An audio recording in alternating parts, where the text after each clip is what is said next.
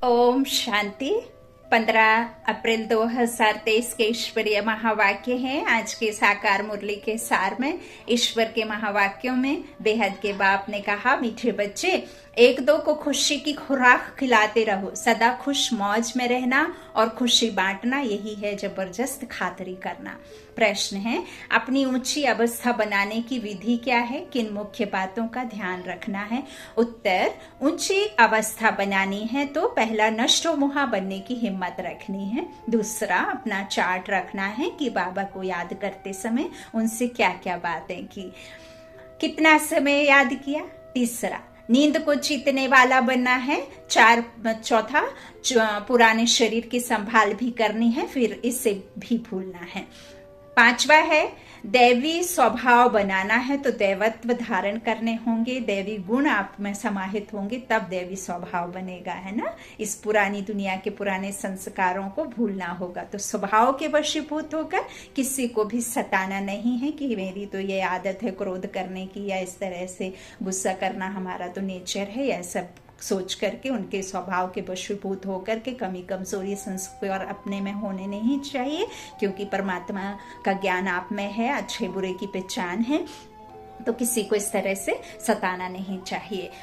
छठा है, सब डिफेक्ट निकाल प्योर डायमंड बनना है। सातवां, सबको सुख देने वाला खुशबूदार फूल बनना है। बाबा ने कहा 1 घंटे याद करो तो मेरी दुनिया में 1 जन्म लो, 2 घंटे याद करो तो मेरी दुनिया में मेरी स्थापना जो हुई है होगी, उस स्थापना में सतयुग त्रेता में 2 जन्म लो। फिर 3 घंटे तो 3, 4 घंटे तो 4, 5 घंटे तो 5 और 8 घंटे तो फिर आप महाराजा लक्ष्मी नारायण बनो, है ना। इस तरह से 8 घंटे के लिए फिर बाबा ने कहा कि चलो अपने सूर्य वंशी राज्य में आओ। तो देखो, बाबा तो खुशबूदार फूल बना रहे हैं ना, सबको सुख दे रहे हैं, खुशबूदार फूल बनना है ना सबको। अच्छा, ओम शांति। ज्ञान का तीसरा नेत्र देने वाला रूहानी बाप बैठ रूहानी बच्चों को समझाते हैं। ज्ञान का तीसरा नेत्र अर्थात नेत्र किसे कहा बाबा ने? कोई तीसरी आंख होगी या फिर इस बुद्धि रूपी नेत्र को कहा? ज्ञान चक्षु, समझ का तीसरा नेत्र अर्थात आत्मा, जिससे हम बेहद के ड्रामा को समझते हैं, ईश्वर को समझते हैं, खुद को समझते हैं, है ना। तो यह बात परमात्मा कहते हैं कि ज्ञान का तीसरा नेत्र सिवाय बाप के और कोई दे नहीं सकता। अभी तुम बच्चों को ज्ञान का तीसरा नेत्र मिला है। अभी तुम बच्चे जानते हो, अभी यह पुरानी दुनिया बदलने वाली है। बेचारे मनुष्य नहीं जानते कि कौन बदलाने वाला है और कैसे बदलाते हैं, क्योंकि उन्हों को ज्ञान का तीसरा नेत्र ही नहीं है। ज्ञान का तीसरा नेत्र हो तो वो खुद को और परमात्मा को देखें। वो तो शरीर को और इस लौकिक मान सम्मान को और शरीर रूपी रिश्ते नातों को ही सब कुछ समझते हैं। तो फिर वो जो पारलौकिक बाप है उसके लिए तो फिर त्रिनेत्र की आवश्यकता है। खुद को आत्मा समझेंगे, अशरीरी समझेंगे, तब वो अशरीरी पिता को याद कर सकते हैं। तो उसके लिए तीसरा नेत्र उनके पास नहीं है। तुम बच्चों को अभी ज्ञान का तीसरा नेत्र मिला है, जिससे तुम सृष्टि के आदि मध्य अंत को जान गए हो। यह है ज्ञान की सेक्रीन। सेक्रीन की एक बूंद भी कितनी मीठी होती है। ज्ञान का भी एक ही अक्षर है, मन मना भव। यह सतगुरु का बीज मंत्र है, जिससे आपकी सदगति होती है। बाबा कहते सभी से कितना मीठा है, बाप से मीठा इस संसार में कोई नहीं हो सकता। बाबा ने कहा अपने मुंह मिट्ठू मियाँ तो सिर्फ मैं ही हूँ, कोई दूसरा ना हो सके। तो बाबा कहते इस तरह क्या करना है, सभी से कितना मीठा है, तो अपने को आत्मा समझ और बाप को याद करो। बाप शांति धाम और सुख धाम का रास्ता बता रहे हैं। बाप आए हैं बच्चों को स्वर्ग का वर्षा देने, तो बच्चों को कितनी खुशी रहनी चाहिए। कहते भी हैं खुशी जैसी खुराक नहीं। जो सदैव खुशी मौज में रहते हैं उनके लिए वह जैसे खुराक होती है। अब कई भाई बहन समझते हैं, कई बाबा के बच्चे समझते हैं मेरे पास तो कोई सुख ही नहीं है, मैं तो ना धनी हूँ, ना ही तन से सुख है, ना किसी तरह का सुख है। तो बच्चे भी रास्ते पर नहीं चलते हैं, पति भी शराबी है, ये है वो है, इस तरह से मैं कैसे खुश रह सकती हूँ। मुरलियों में तो ये होता है वो होता है, परमात्मा क्या जाने कि दुख क्या है। ऐसे भी कई बाबा को दोष देते रहते। तो देखिए, आपको परमात्मा मिला है, आप जो भगवान के बन गए हैं, आप तो भाग्यशाली हो गए बच्चे, है ना। भगवान के बच्चे भाग्यशाली हुए कि नहीं? आपको भगवान ने चुना है, कोई इस संसार की आम मनुष्य आत्मा ने नहीं चुना, वो सर्वशक्तिमान ज्ञान सूर्य सृष्टि रचता बाप ने आपको चुना है और आपको कहाँ ले जाने का, कहाँ जाने का रास्ता दिखा रहे हैं, है ना। तो शांति धाम सुख धाम में जाने की तो खुशी में मौज में रहना चाहिए, सदा खुशी में रहो। बाबा कहते इस तरह से कोई खुशी है, कोई खुराक नहीं होती खुशी से, है ना, खुशी के जैसे। बाबा कहते इस तरह से उनके लिए वह जैसे खुराक होती है। 21 जन्म मौज में रहने की यह जबरदस्त खुराक है। अभी के लिए तो बाबा कहते भी नहीं, क्योंकि अभी तो फिर आपके ही विकर्मों का आपको खाता खत्म करना है ना, तो ये सब भोग रहे हैं। बाबा कहते यह खुराक सदैव एक दो को खिलाते रहो, एक दो की जबरदस्त खातरी यह करनी है, ऐसी खातरी और कोई मनुष्य की कर ना सके। तुम श्रीमत पर सभी की रूहानी खातरी करते हो। सच्ची खुश खराफत भी यह है किसको बाप का परिचय देना। मीठे बच्चे जानते हैं बेहद के बाप द्वारा हमको जीवन मुक्ति की खुराक मिलती है। सतयुग में भारत जीवन मुक्त था, पावन था। बाप बहुत बड़ी ऊंच खुराक देते हैं। तब तो गायन है अतीन्द्रिय सुख पूछना हो तो गोपियों से पूछो। अब ये गोप कौन है, गोपियां कौन है, गोपी बल्लभ कौन है? शिव बाबा गोपी बल्लभ है और गोपियां हम आत्माएं हैं, है ना। तो हम ही जो करे वो जाने, है ना, कि क्या है अतीन्द्रिय सुख। तो यह ज्ञान और योग की कितनी फर्स्ट क्लास वंडरफुल खुराक है। और यह खुराक एक ही रूहानी सर्जन के पास है और किसको इस खुराक का मालूम ही नहीं है। बाप कहते हैं मीठे बच्चों, तुम्हारे लिए तेरी हथेली पर सौगात ले आया हूँ। कहते हैं ना कि मैं तुम्हारे लिए क्या लेकर के आया हूँ सौगात में। तुम कल्प पहले बिछड़े थे, बाप खाली हाथ नहीं आया है, तुम सब बच्चों के लिए इतना लेकर के आया हूँ कि इस संसार में तुम्हें कोई दूसरा दे ना सके। मैं तुम्हारे लिए हथेली पर सौगात ले आया हूँ। मुक्ति, जीवन मुक्ति की यह सौगात मेरे पास ही रहती है। कल्प कल्प में मैं ही आकर तुमको देता हूँ, फिर रावण छीन लेता है। तो अभी तुम बच्चों को कितना खुशी का पारा चढ़ा रहना चाहिए। तुम जानते हो हमारा एक ही बाप टीचर और सच्चा सतगुरु है, जो हमको साथ ले जाते हैं। मोस्ट बिलव्ड बाप से विश्व की बादशाही मिलती है। यह कम बात है क्या? सदैव हर्षित रहना चाहिए। Godly student, life is the best. यह अभी का ही गायन है ना। फिर नई दुनिया में भी तुम सदैव खुशियां मनाते रहेंगे। दुनिया नहीं जानती कि सच्ची खुशियां कब मनाई जाएंगी। मनुष्यों को तो सतयुग का ज्ञान ही नहीं है, तो यहाँ ही मनाते रहते हैं। परंतु इस पुरानी तमो प्रधान दुनिया में खुशी कहाँ से आई? यहाँ तो त्राही त्राही करते रहते हैं। कितना दुख की माया है। मंदिर में हम जाते हैं, पूजा पाठ करते हैं, व्रत रखते हैं, कीर्तन भजन करते हैं, घंटी आदि बजा के, स्वीट मिठाई ना जाने क्या क्या चढ़ावा चढ़ा करके, चुन्नी सब चढ़ा के आते हैं। और आप जैसे ही मंदिर की सीढ़ी के नीचे उतरे और वही किचन की रसोई की चिंता, अपने कोई पति नशेड़ी है तो उसकी चिंता, घर में सास ससुर लड़ाई करने वाले हैं या किस तरह का, तो वही प्रपंच में आ गए। तो यहाँ तो कितना भी आप कुछ कर लें, करते आए हैं, लेकिन इस दुनिया में तो सुख है ही नहीं। तो कहाँ से आपको सुख मिलेगा, है ना। देने के लिए सुख चाहिए ना, सुखी होगा तभी तो सुख मिलेगा। तो इस तरह बाप कहते हैं यहाँ तो त्राही त्राही करते रहते, कितना दुख है, दुख की दुनिया ही है। तो बाप तुम बच्चों को कितना सहज रास्ता बताते हैं। ग्रस्त व्यवहार में रहते कमल फूल समान रहो। कई माताएं बहनें बहुत दुखी होती हैं कि हम पवित्र नहीं रहते, हमारे पति नहीं रहने देते हैं। तो इस चक्कर में बाबा की पढ़ाई नहीं छोड़ना है।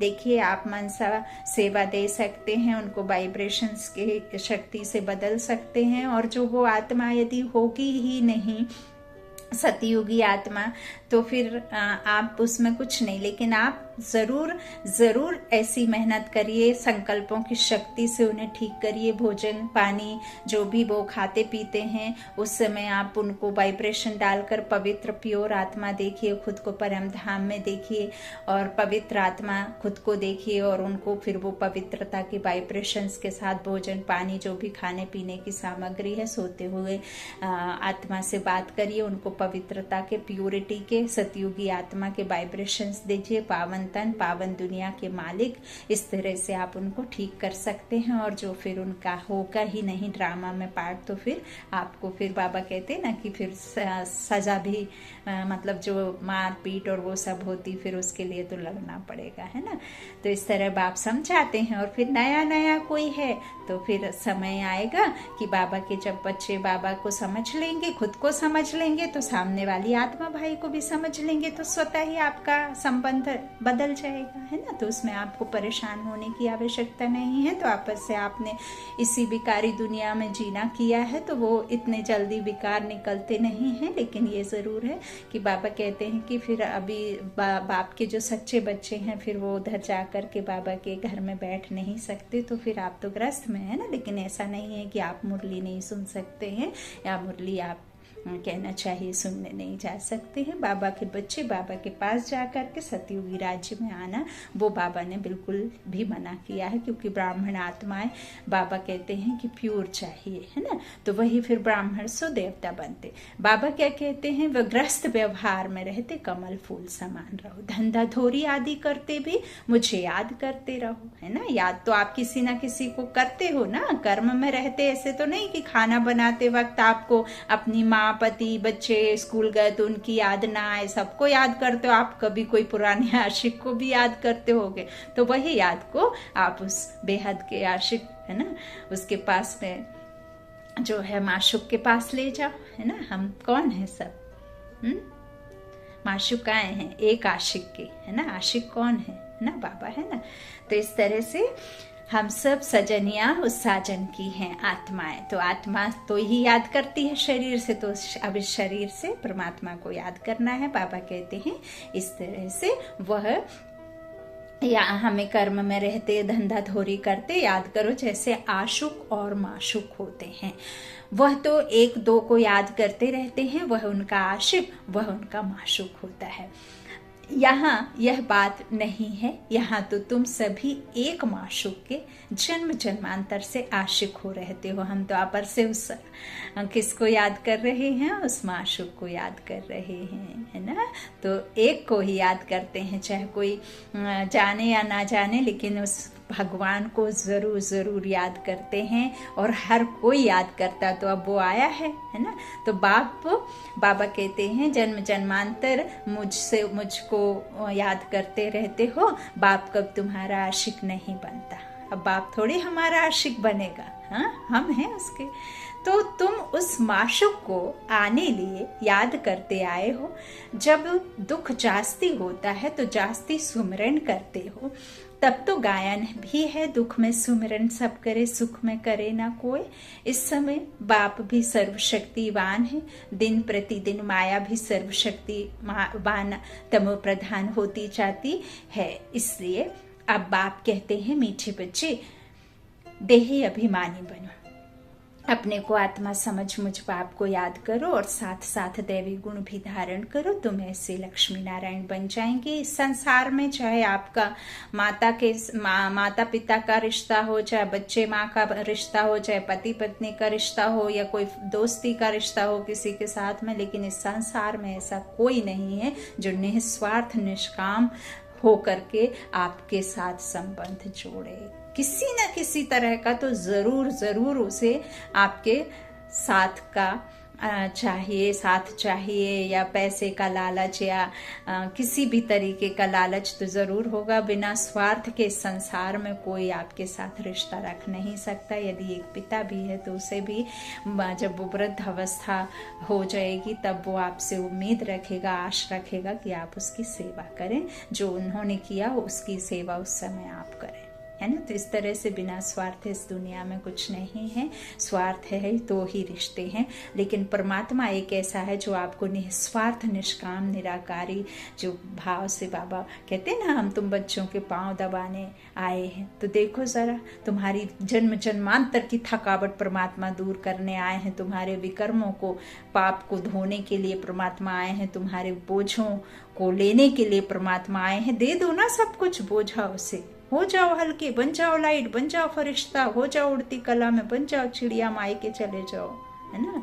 तो इस तरह से बाबा कहते हैं कि आत्मा समझ मुझ बाप को याद करो और साथ साथ दैवी गुण भी धारण करो, तो तुम ऐसे लक्ष्मी नारायण बन जाएंगे। इस पढ़ाई में मुख्य बात है ही याद की, ऊंचते ऊंच बाप को बहुत प्यार स्नेह से याद करना चाहिए। जैसे आप किसी अपने को याद करते हो ना, तो वह ऊंचते ऊंच बाप ही नई दुनिया स्थापन करने वाला है। बाप कहते हैं मैं आया हूँ तुम बच्चों को विश्व का मालिक बनाने, इसलिए अब मुझे याद करो तो तुम्हारे अनेक जन्मों के पाप कट जाएं। पतित पावन बाप कहते हैं तुम बहुत पतित बन गए हो, इसलिए अब तुम मुझे याद करो तो तुम पावन बन और पावन दुनिया का मालिक बन जाएंगे।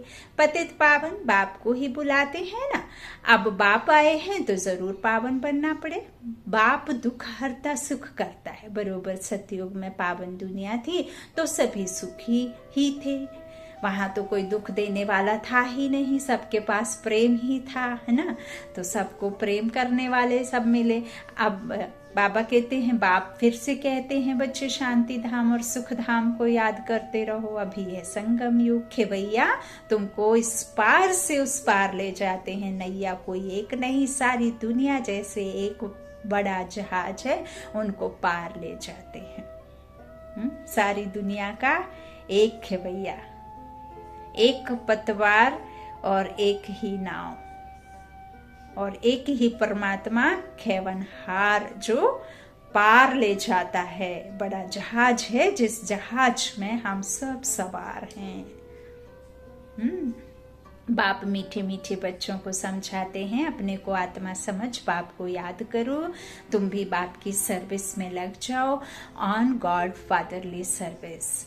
बाप ही तुमको विश्व का मालिक बनाने आए हैं। जो अच्छा पुरुषार्थ करते हैं उनको महावीर कहा जाता है। देखा जाता है कौन महावीर है, जो बाबा के डायरेक्शन पर चलते हैं। बाप का फरमान है, अपने को आत्मा समझ, भाई भाई देखो।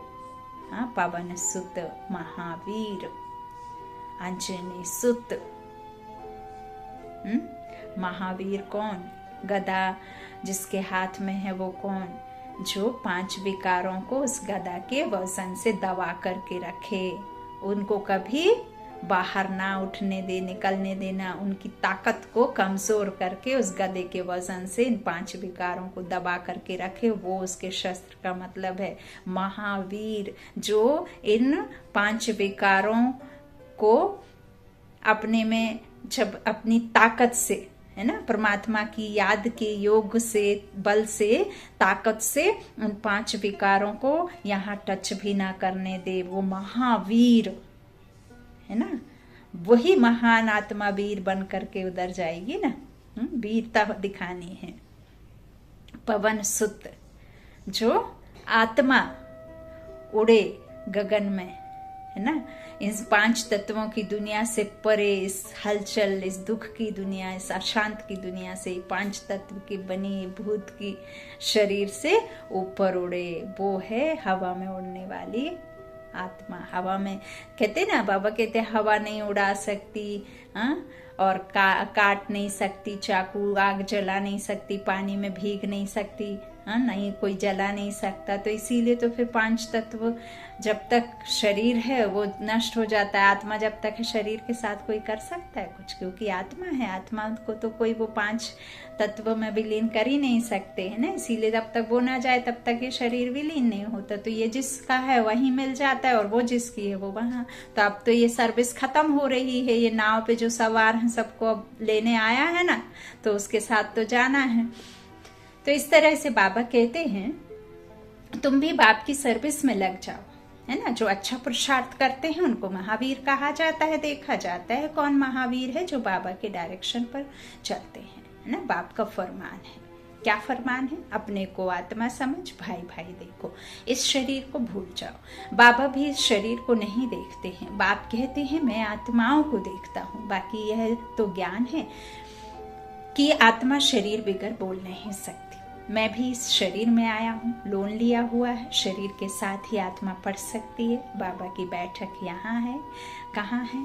भ्रकुटी के बीच में, साइड में, बगल में आकर के बैठते हैं। तो बाबा की बैठक यहाँ है। कितनी जगह लगनी है? तो यह है अकाल तख्त। आत्मा अकाल मूर्त है, जिसका कोई काल नहीं।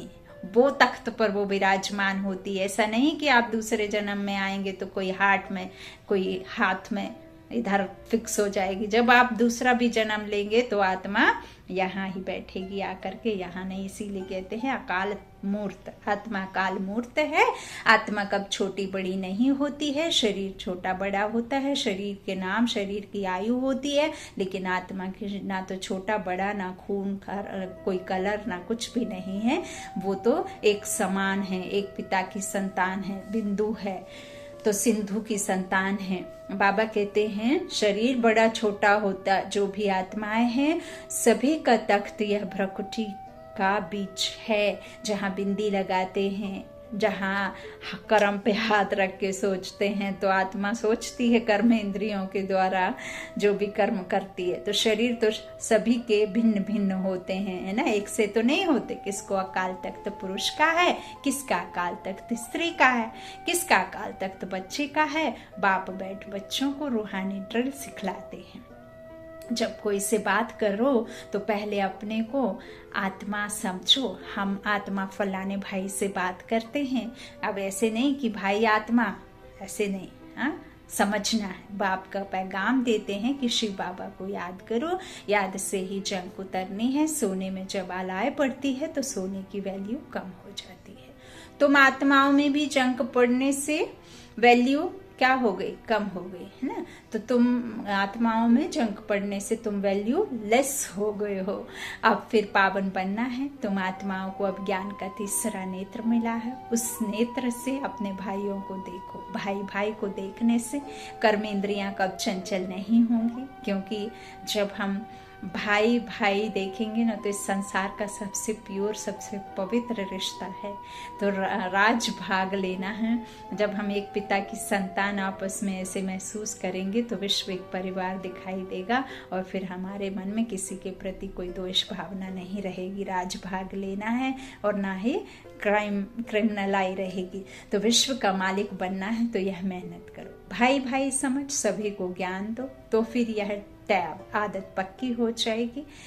क्योंकि हम सब ब्रदर्स है ना। तो सच्चे सच्चे ब्रदर्स तुम सभी हो। बाप भी ऊपर से आए हैं, तुम भी ऊपर से आए हो। बाप बच्चों सहित सर्विस कर रहे हैं। सर्विस करने की बाप हिम्मत देते हैं। हिम्मत दे मर्दा, मदद दे बाप। तो यह प्रैक्टिस करनी है। मैं आत्मा भाई को पढ़ाता हूँ, आत्मा पढ़ती है ना। इसको स्पिरिचुअल नॉलेज कहा जाता है, जो रूहानी बाप से ही मिलती है। संगम पर ही बाप आकर यह नॉलेज देते हैं कि अपने को आत्मा समझो। तुम नंगे आए थे, फिर यहाँ शरीर धारण कर तुमने 84 जन्म पाठ बजाया है। अब फिर वापस चलना है। इसलिए अपने को आत्मा समझ, भाई भाई की दृष्टि से देखना है। यह मेहनत करनी है, अपनी मेहनत करनी है। दूसरे में हमारा क्या जाता है? चैरिटी बिगिंस एट होम, अर्थात पहले खुद को आत्मा समझ, फिर भाइयों को समझो, तो अच्छी रीति तीर लगेगा। यह जौहर भरना है। मेहनत करेंगे तभी उच्च पद पाएंगे। कुछ सहन भी करना पड़ता है। कोई उल्टी सुल्टी बात बोले तो तुम चुप हो जाओ। तुम चुप रहेंगे तो फिर दूसरा क्या करेगा? ताली तो 2 हाथ से बजती है। एक ने मुख की ताली बजाई, दूसरा चुप रहे, चुप कर दे तो वह आप ही चुप हो जाएंगे। ताली से ताली बजने से आवाज हो जाता है। बच्चों को 1-2 का कल्याण करना है। बाप समझाते हैं, बच्चे सदैव खुशी में रहने चाहते हो तो मन मना भव। अपने को आत्मा समझ, बाप को याद करो। भाइयों, आत्माओं तरफ देखो। आत्माओं तरफ देखना माना कभी किसी से बात कर रहे हो तो भ्रकुटी के बीच विराजमान उस परमात्मा की संतान को देखो। हाँ, भाई को देखना अर्थात साक्षी दृष्टा रखना, साक्षी दृष्टा रखना अर्थात आत्मा आत्मा से बात कर रही है कर्मेंद्रियों के द्वारा। तो भाइयों को भी यह नॉलेज दो, यह टैब आदत पड़ जाने से फिर कब क्रिमिनल आई धोखा नहीं देगी। इस ज्ञान के तीसरे नेत्र से, तीसरे नेत्र को देखो, बाबा भी तुम्हारी आत्मा को ही देखते हैं। कोशिश यह करनी है सदैव आत्मा को ही देखें, ऐसे नहीं कि माताएं बहनें सारी पर्स, चप्पल, जूते, बाल, आंख कितनी सुंदर है, ये सब नहीं देखना। यही सब करती हैं ना माताएं बहनें, कि उसकी साड़ी बहुत सुंदर है। भाई क्या करते हैं, गाड़ी बंगला कुछ देखा तो हमें भी ऐसा भी खरीदना, जो आपके पास 3 लाख की है, सामने वाले की 10 लाख की है, तो आपको वो फील होता है कि मेरे पास तो बहुत कम है, उसके पास बहुत ज्यादा है। फिर और आगे जाएंगे आपके पास 4 की आ जाएगी तो आपको 15 की दिखेगी। तो इस तरह से नहीं, जो है उसमें संतुष्ट रहना है, आत्मा आत्मा को देखना है। हाँ, इस तरह से बाबा कहते हैं यह कोशिश करना है। शरीर को देखें ही नहीं, योग कराते हो तो भी अपने को आत्मा समझ भाइयों को देखते रहेंगे तो सर्विस अच्छी होगी। और मुरली भी चलाते समय बाबा के महावाक्यों को बाबा ही सुना रहे हैं, तुम मात्र निमित्त हो। बाबा ने कहा है भाइयों को समझाओ। भाई सभी बाप से वर्षा लेते हैं, यह रूहानी नॉलेज एक ही बार तुम बच्चों को मिलती है। तुम ब्राह्मण हो फिर देवता बनने वाले हो, इस संगम युग को थोड़े ही छोड़ेंगे, नहीं तो पार कैसे जाएंगे, कूदेंगे थोड़े ही। यह वंडरफुल संगम युग है। तो बच्चों को रूहानी यात्रा पर रहने की टैब आदत डालनी है, तुम्हारे ही फायदे की बात है। बाप की शिक्षा भाइयों को देनी है। बाप कहते हैं मैं तुम आत्माओं को ज्ञान दे रहा हूँ, आत्मा को ही देखता हूँ। मनुष्य मनुष्य से बात करेगा तो उनके मुंह को देखेगा ना, देखता है कि तुम आत्मा से बात करते हो तो आत्मा को ही देखना है। भले शरीर द्वारा ज्ञान देते हो, परंतु इसमें शरीर का भान तोड़ना होता है। ये अभी है, थोड़ा आगे गया, एक से कहीं कार से टकरा गया तो आत्मा तो दूर खड़े होके मुस्का के चली जाएगी, शरीर तो जहाँ पड़ा रह जाएगा। तो कितनी देर लगनी है ना। तो इसका भान नहीं करना। तुम्हारी आत्मा समझती है परमात्मा, बाप हमको ज्ञान दे रहे हैं। बाप भी कहते हैं आत्माओं को देखता हूँ, आत्माएं भी कहती हैं हम परमात्मा बाप को देख रहे हैं। अभी जब हम बाप कहते हैं तो निराकार याद आता है कि नहीं आता है, तो उनसे नॉलेज ले रहे हैं। इसको कहा जाता है स्पिरिचुअल ज्ञान की लेन देन, आत्मा की आत्मा के साथ। आत्मा में ही ज्ञान है, आत्मा को ही ज्ञान देना है। यह जैसे जौहर है, तुम्हारे ज्ञान में यह जौहर भर जाएगा तो किसको भी समझाने से झट तीर लग जाएगा। बाप कहते हैं प्रैक्टिस करके देखो, तीर लगता है ना। यह नई टैब डालनी है तो फिर शरीर का भान निकल जाएगा, माया के तूफान कम आएंगे, बुरे संकल्प नहीं आएंगे। और बुरे संकल्पों का ना आना ही आप समर्थ महसूस करते हैं। ऊंची स्थिति कब बनती है, जब आप श्रेष्ठ संकल्प करते हैं, अच्छे विचार करते हैं, है ना। तो महावाक्यों को मनन चिंतन कर उस स्थिति में टिक करके वैसा स्वरूप बनाना है, दैवत्व धारण करना है, तभी आपको जो है उस कुल में जाएंगे और तभी आप दूसरों को दे पाएंगे। क्रिमिनल आई भी नहीं रहेगी। हम आत्मा ने 84 का चक्र लगाया, अब नाटक पूरा होता है, अब बाबा की याद में रहना है। याद से ही तमो प्रधान से सतो प्रधान बन, सतो प्रधान दुनिया के मालिक बन जाएंगे। कितना सहज है। बाप जानते हैं बच्चों को यह शिक्षा देना भी मेरा पार्ट ही है, कोई नई बात नहीं है। हर 5000 वर्ष बाद हमको आना होता है। मैं बंधाएमान हूँ, बच्चों को बैठ समझाता हूँ, मीठे बच्चे रूहानी याद की यात्रा में रहो तो अंत मते सो गति हो जाएगी। यह अंतकाल है ना, माँ में कम याद करो तो तुम्हारी सदगति हो जाएगी। याद की यात्रा से पाया मजबूत हो जाएगा। यह देही अभिमानी बनने की शिक्षा एक ही बार तुम बच्चों को मिलती है। कितना वंडरफुल ज्ञान है। बाबा वंडरफुल है तो बाबा का ज्ञान भी वंडरफुल है और ये ड्रामा भी वंडरफुल है, जो और कोई बता ना सके। यह है तुम ब्राह्मणों का सर्वोत्तम उच्चते उच्च कुल। इस समय तुम्हारा जीवन अमूल्य है, इसलिए शरीर की भी संभाल करनी है। बाबा कहते हैं यही शरीर है जिसके आधार से तुम मुझ तक पहुंचते हो, इसलिए शरीर का भी ध्यान रखो। ऐसे नहीं कि शरीर बीमार है तो फिर आप कैसे मुझ को याद करोगे। शरीर की बीमार में ही आप का ध्यान बटा रहेगा। तो तमो प्रधान होने कारण शरीर की आयु भी कम होती गई है ना। विकार, जितने अधिक विकार उतनी आयु कम होती जाती है। आयरन एज किसे कहते हैं, जास्ती मृत्यु जास्ती जन्म, क्योंकि जो विकर्म किए हैं उसका वैसे ही तो चुकाना है। प्योर होना है ना आत्मा, तभी तो जाएगी। तो कोई योग से कोई भोग से जाएगा जरूर। तो अब तुम जितना योग में रहेंगे उतना आयु बढ़ेगी। तुम्हारी आयु बढ़ते बढ़ते 150 वर्ष हो जाएगी सतयुग में, इसलिए शरीर की भी संभाल करनी है। ऐसे नहीं यह तो मिट्टी का पुतला है, कहाँ या खलास हो जाए, नहीं, इसको जीते रखना है। देखो बाबा ने आज बहुत बड़ी बात लिखी है ना।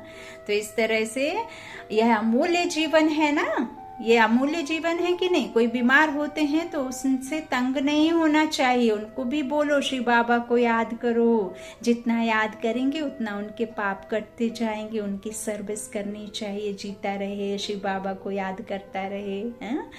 बच्चों में नष्टो मोहा बनने की भी हिम्मत चाहिए, फट से नष्टो मोहा हो जाना है। देखो जब मेरे पैरों में बहुत अधिक कष्ट रहता है, कभी कभी बीच में स्टिफ हो जाते हैं, पैर फोल्ड नहीं कर सकते हैं, लंबा का लंबा घंटों उठने में लगते थे, तो मैं बाबा से बोलती थी मैं जानती हूँ बाबा कि ये मेरा विकर्म है, कभी किया है तो उसकी मुझे तो वापस चुकाना ही है हिसाब। इस बीमारी के द्वारा मेरे जो है अकाउंट बैलेंस जो है वो फिल हो रहा है और एक चुकतो हो रहा है, तो कहीं जमा कहीं कटता भी है ना, जो लिया उसको दिया। तो फिर इस तरह से मैं कहती थी या तो इस दर्द को खत्म करो या शक्ति दो सहने की, है ना। तो बाबा की याद में रहोगे तो सब कुछ बाबा करेगा। तो इस तरह से या तो कष्ट को खत्म करो या उसे सहने की शक्ति दो, तो सहन शक्ति देता है। बाकी तो तुम्हारा दवाइयाँ खाने से आपको बल आ जाता है ना। बाकी ऐसे थोड़ी वो चीज़ें खत्म हो जाती हैं ना। तो बाबा कहते हैं जब हम दवा खा लेते तो हम कहते हैं अब हम ठीक हो गए, तो वो आपकी पॉजिटिव जो विचार है वो नेगेटिव से पॉजिटिव में आ गया, तो आप ठीक हो गए। बेहद का बाप मिला है तो उनसे पूरा वर्षा लेना है। बाबा कहते हैं, बाबा ने बच्चों को समझाया चार्ट रखो, बाबा को याद करने समय बाबा से क्या बातें की, कितना बाबा की महिमा की, भोजन पर कितना समय याद किया, फिर भूल गया। अपनी अवस्था को उच्च बनाना बहुत ज़रूरी है, नींद को जीतने वाला बनना है। आप जहाँ खाना खाते हैं वहाँ बाबा का पिक्चर रख लीजिए तो ज़रूर आपको याद रहेगी। टीवी बंद रखना है खाते समय, या तो फिर पीस ऑफ माइंड रख लीजिए और बाबा का कुछ ना कुछ उसमें देख लीजिए, फिर देखते हुए खाइएगा। और बाबा की याद ऐसे चित्रों से याद बनी रहती, इसलिए बाबा ने चित्र बनवाए हैं ना। तो नींद को जीतने वाला बनना है, अपनी अवस्था ऊंच बनाने के लिए याद को बढ़ाते जाओ, औरों को सिखलाते जाओ। इसमें नशो मोहा जरूर बनना पड़े, पुराने शरीर को भूलना पड़े। बाप के बने हो तो उनको ही याद करना पड़े। जो बाप हमको हीरे जैसा बनाते हैं उनको कितना लब से याद करना चाहिए। अपनी जांच करनी है, मेरा दैवी स्वभाव है। हम किसी से 1 लाख रुपए 2 लाख रुपए लेने वाले होते हैं, मिलने वाले होते हैं, आपकी लॉटरी निकल जाती है। आप तो ना लॉटरी जो आपको पैसे देगा उसका पता आता रहता है, ना कुछ भी रहता है। आप उसे नहीं जानते, कभी नहीं देखा, फिर भी आप उसको याद करते हो। रात भर आपकी नींद नहीं आती। यहाँ तो आपको हीरे जैसा बनाना, 21 जन्मों का सुख देने वाला, उसको क्यों भूल जाते हो? हाँ, तो बाबा कहते हैं उनको कितना लव से याद करना चाहिए। अपनी जांच करनी है, मेरा दैवी स्वभाव है। मनुष्य को स्वभाव बहुत सताता है, हर एक को अपना तीसरा नेत्र मिला है, तो उससे जांच करनी है ना। बुद्धि रूपी दर्पण तो है ना, उसमें चेक करो कि मैंने गलत तो नहीं किया। कोई तीसरा कहे ना कहे, मेरी याद बाबा तक पहुंचती है। जो डिफेक्ट हैं उनको निकाल प्योर डायमंड बनना है।